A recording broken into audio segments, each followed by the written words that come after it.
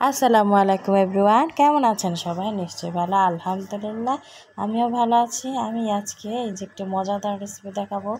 সেটা হচ্ছে কলমি শাক দিয়ে মাছের মাথা দিয়ে রান্নার রেসিপিটি। এটা কিন্তু সবসময় তাজা তাজা আনলেই খেয়ে ফেলতে হবে, তাহলে বেশি টেস্ট লাগবে।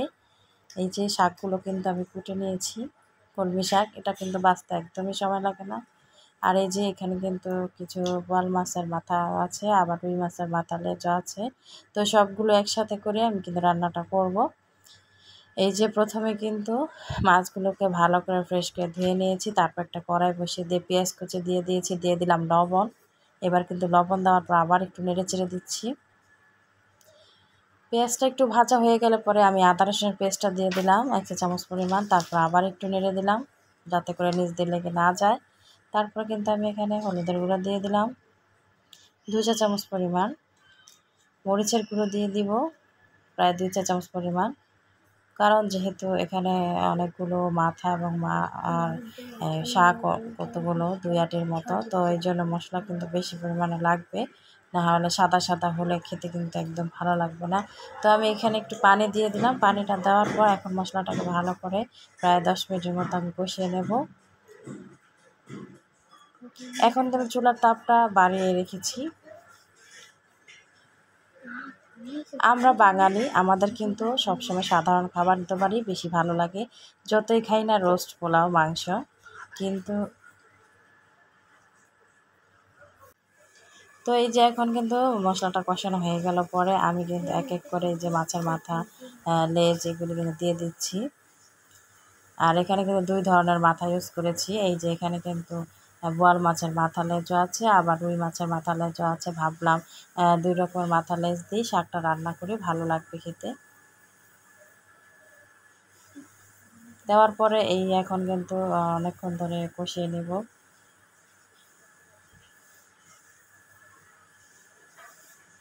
এই যে দেখুন কষানোর পরে তখন দেখবেন তেলটা উঠে গেছে, সেই পর্যায়ে কিন্তু ধুয়ে রাখা শাকগুলো আমি এর মধ্যে দিয়ে দিলাম। শাকটা দেওয়ার পরে এই যে উল্টে পাল্টে আমি নেড়ে চেড়ে দেবো উপর নিচ করে।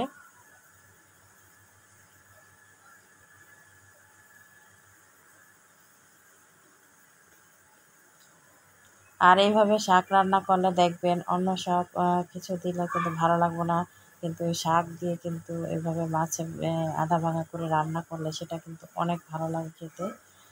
তো অবশ্যই মাছ এবং লেজ এগুলো কিন্তু তাজা থাকতে হবে, মানে বেশি দিন যেন না হয়ে যায়। দেখা যায় 2-3 দিন হয়েছে, এর মধ্যে রান্নাটা করে ফেলার চেষ্টা করবেন, নাহলে একটা দুর্গন্ধ হয়, সেটা কিন্তু ভালো লাগে না খেতে। আর আপনারা চাইলে কিন্তু এটা হালকা একটু ঝোল ঝোল করেও রান্না করতে পারেন, কিন্তু আমার কাছে একটু পোড়া পোড়া ভালো লাগবে, তো আমি সেরকম করে রান্নাটা করব। এই যে কষিয়ে নিচ্ছি, কষানোর পর কিন্তু দেখুন অনেকটা পানি উঠে গিয়েছে, শাকটা নরম হয়ে গিয়ে। আর এই যে পানির মধ্যে কিন্তু আমি আরও একটু কিছুক্ষণ কষিয়ে নিচ্ছি।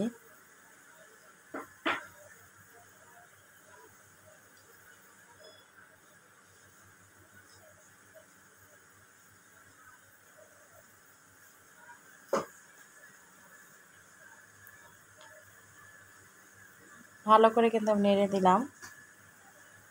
এখন কিন্তু অল্প পানি দিব, এখানে বেশি পরিমাণ পানি দেওয়ার দরকার নেই, কারণ আমি কিন্তু 20 মিনিট ধরে কষিয়েছি। তো এই কষানো কিন্তু অনেকটাই শাক এবং মাছ নরম সেদ্ধ হয়ে গেছে, সেজন্য বেশি পরিমাণ পানি দিইনি।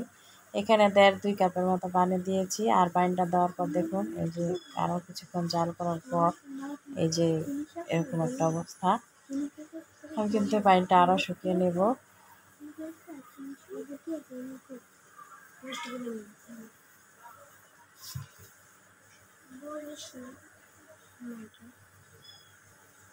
ফিরে এলাম 10 মিনিট পর। এই যে দেখুন, আর এই পর্যায়ে কিন্তু আমি এখানে জিরে গুঁড়োটা দিয়ে দিলাম। জিরে গুঁড়োটা দেওয়ার পর আবার একটু নেড়ে চেড়ে সব কিছু একসাথে মিশিয়ে দিব।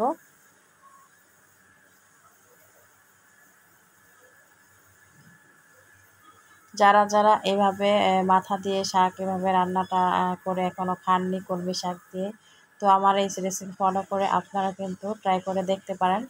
ভালো লাগলে অবশ্যই কমেন্ট করে জানাবেন। আর এই যে আমি কিন্তু এবার একটু হালকা হালকা মাথাগুলো ভেঙে দেব, তাহলে কিন্তু আরও বেশি ভালো লাগবে। আর এবার কিন্তু একেবারে লো হিটে রেখেছি, যেহেতু পানিটা অনেকটাই শুকিয়ে গিয়েছে আর আঠালো একটা ভাব এসে গেছে, যেহেতু সিদ্ধ হয়ে গেছে পুরো।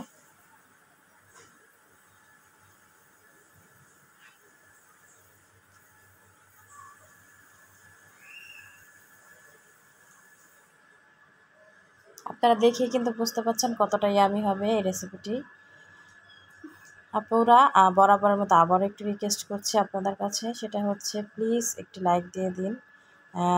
অনেকেই কিন্তু দেখেন, সাবস্ক্রাইবও করেন না, লাইকও দেন না। এটা কিন্তু ঠিক নয়। আমরা কিন্তু একটা ভিডিও কষ্ট করে করি একটা লাইক বা একটা সাবস্ক্রাইবের জন্য। তো আপুরা ভালো লাগলে প্লিজ লাইক বা সাবস্ক্রাইব এটা দুটোটাই করে দিবেন।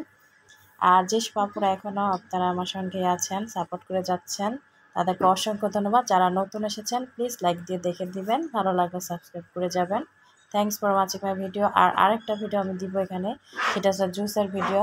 যেহেতু গরমের কাল, তো সেজন্য কিন্তু আমি এখানে এই যে পাকা আম নিয়ে নিয়েছি আর চিনি নিয়ে নিয়েছি, আর এটা আমি যে ব্লেন্ড করে নেব, এই যে ব্লেন্ড করে তারপর কিন্তু কিছু বরফ অ্যাড করব এখানে। আর এই যে পাকা আম পেস্ট করা এখানে দিয়ে দিলাম। এবার আমি এই যে সার্ভ করে নিব।